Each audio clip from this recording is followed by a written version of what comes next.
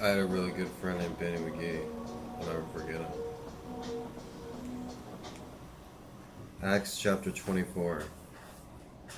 5 days later, the high priest Ananias went down to Caesarea with some of the elders and a lawyer named Tertullus, and they brought their charges against Paul before the governor. When Paul was called in, Tertullus presented his case before Felix. We have enjoyed a long period of peace under you, and your foresight has brought about reforms in this nation. Everywhere, in every way, most excellent Felix, we acknowledge this with profound gratitude. But in order not to weary you further, I would request that you be kind enough to hear us briefly. We have found this man to be a troublemaker, stirring up riots among the Jews all over the world. He is a ringleader of the Nazarene sect and even tried to desecrate the temple, so we seized him. By examining him, you yourself will be able to learn the truth against all these charges we are bringing against him. The Jews joined in the accusation, asserting that these things were true.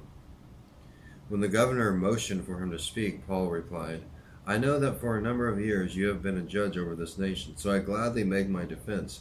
You can easily verify that no more than 12 days ago I went up to Jerusalem to worship.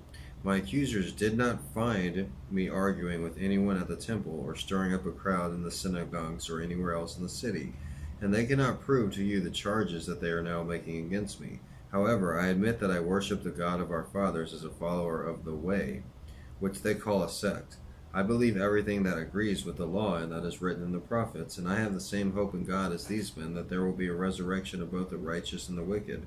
So I strive always to keep my conscience clear before God and man. After an absence of several years, I came to Jerusalem to bring my people gifts for the poor and to present offerings. I was ceremoniously clean when they found me in the temple courts doing this. There was no crowd with me, nor was I involved in any disturbance.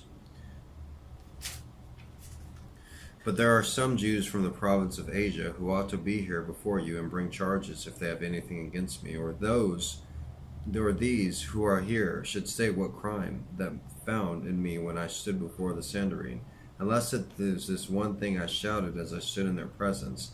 It is concerning the resurrection of the dead that I am on trial before you today.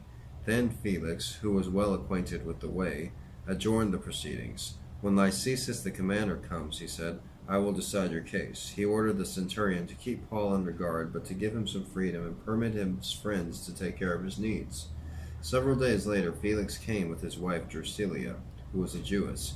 He sent for Paul and listened to him as he spoke about faith in Christ Jesus. As Paul discussed unrighteousness, self-control, and the judgment to come, Felix was afraid and said, That's enough for now. You may leave. When I find it convenient, I will send for you.